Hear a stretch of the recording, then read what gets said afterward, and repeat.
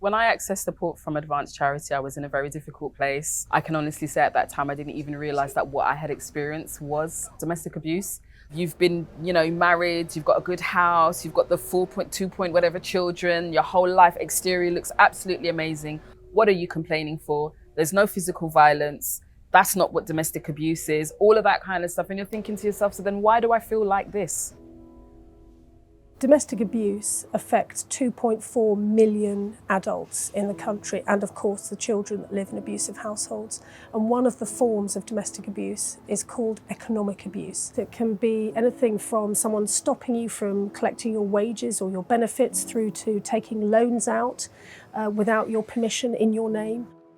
I felt very lonely and I felt like I didn't have many people to talk to and didn't understand what was really going on properly.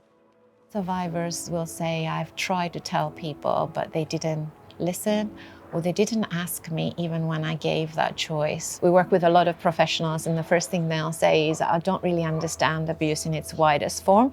And even when I do, I don't want to make it worse. So what we're trying to do is to help the whole of society respond to this crime. So today I'm making 3 announcements. First of all, HMRC staff will be receiving guidance on how to help victims of economic abuse. That's some 30,000 people across the country understanding economic abuse and trying to help people who are calling them in distress.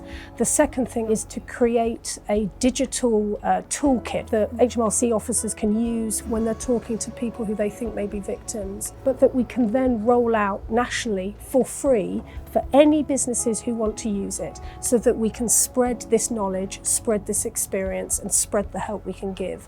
And thirdly, my call, please, is to charities and everybody who works with survivors of domestic abuse to ensure that we're getting the wording right, that we're asking the right questions, that this is the best possible product it can be, so that we can help victims across the country.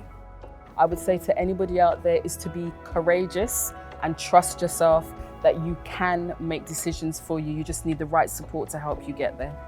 Domestic abuse is not inevitable. We can end it. It's not something that we don't know how to end. It's just about making the right investment and the right moves forward. So tools like today are such a massive step in the right direction.